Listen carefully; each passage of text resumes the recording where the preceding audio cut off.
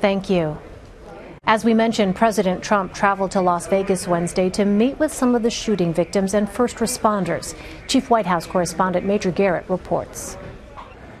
President Trump landed in the shadow of the Mandalay Bay Hotel and then drove near the scene of the massacre in the center of a grieving city he came to console. It makes you very proud to be an American when you see the job that they've done. At University Medical Center, the hospital that received 100 victims, the president thanked doctors and nurses.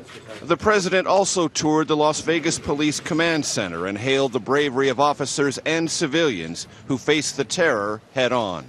In the depths of horror, we will always find hope in the men and women who risk their lives for ours. On behalf of the nation, the president offered a promise. We know that your sorrow feels endless. We stand together to help you carry your pain. You're not alone. We will never leave your side. And he reflected on how America endures. In the darkest moments, what shines most brightly is the goodness that thrives in the hearts of our people.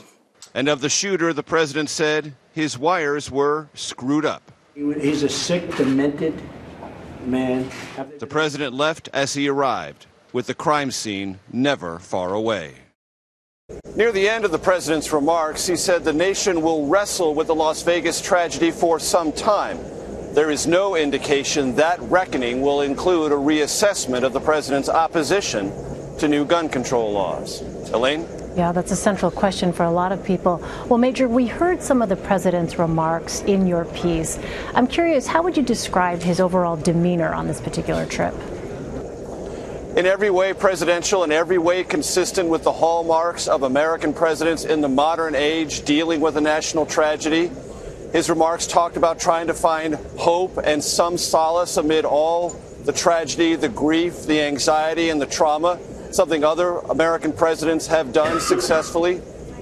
And the president's remarks also spoke to a sense that those who are grieving now are not alone, that the nation will grieve with them not only now, but in the future, and that they will not, in the president's words, ever be alone. And as I mentioned, the president talked about this national wrestling with what happened here in Las Vegas. What does it mean in terms of policy? What does it mean in terms of gun control? What does it mean as a cultural marker in our country? Will there ever be a motive that offers any clarity at all into the mindset of the killer? Maybe yes, maybe no. But either way, as the president indicated, there's going to have to be a different kind of national conversation. How he intends to lead it or where he hopes it will go, we still don't know. But the president, in his remarks today, left a clear impression he intends to not only be a part of that conversation, but possibly lead it. So to follow up on that, Major, President Trump's leadership in the wake of tragedy is being tested this week. He was in Puerto Rico meeting with hurricane victims Tuesday, then traveled to Las Vegas. Do we have any sense of who within the president's circle is most directly helping to shape the president's approach and tone as he takes on this role of comforter-in-chief? Well, certainly the chief of staff, John Kelly, is, his son-in-law, Jared Kushner, daughter Ivanka, chief speechwriter Stephen Miller. I would say those are the four most important, and First Lady Melania is also part of those conversations on tone, temperament, and presentation. And in Puerto Rico, the president has made a couple of significant blunders. Some people criticized what looked to be a quite informal and almost cavalier approach to the depth of suffering in Puerto Rico yesterday, casually tossing paper towels to people who need not just paper towels, but so much more. But there's legitimate criticism about an even bigger, more conspicuous blunder. On Fox last night, the president made a brief reference to the possibility of forgiving tens of billions of dollars of Puerto Rican debt. That sent the financial markets in all sorts of directions because there are lots of holders of that Puerto Rican debt who are relying on a recently passed piece of legislation from the Obama administration as a financial control board in Puerto Rico to monitor its budgeting and servicing of that debt. Wiping all that debt out would create a whole new reality for Puerto Rico and all those debt holders. Well, that created such a storm of not only confusion and chaos, but it also prompted the president's own director of the Office of Management and Budget, Mick Mulvaney, to rush out and tell reporters the very first thing this morning, no, don't read those words literally. Don't even read them as conceptually pointing to anything. The federal government is not going to bail out Puerto Rico. So in that sense, whatever the president's demeanor was in Puerto Rico, loose talk about possibly forgiving tens of billions of dollars in debt doesn't help that Commonwealth.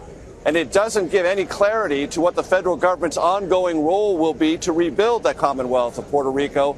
And more than anything else, that probably set people in Puerto Rico even more on edge, wondering what the depth and length of the president's commitment will be and what shape it will ultimately take. So, Major, that was going to be my next question. Is there additional clarity now about what the federal response will be for Puerto Rico in the days, weeks, and months ahead?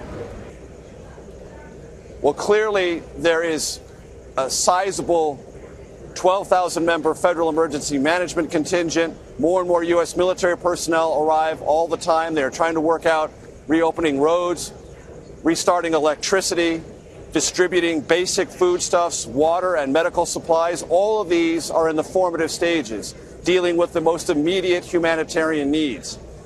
That work is ongoing and is nowhere near completion. And you can't even begin to contemplate or sketch out plans for rebuilding until you take care of those immediate humanitarian needs.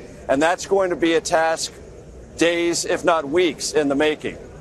And I can tell you, within the White House and the Office of Management and Budget, they haven't even begun to calculate what it's going to require in terms of aid dollars to begin the process of rebuilding Puerto Rico and its infrastructure, which, as the president accurately pointed out, was in serious distress before the two hurricanes hit this year and is even in more distress now. So basic humanitarian intervention is where the relief effort is now and will be for some time. After that will come contemplating, planning, and beginning the very initial phases of reconstruction.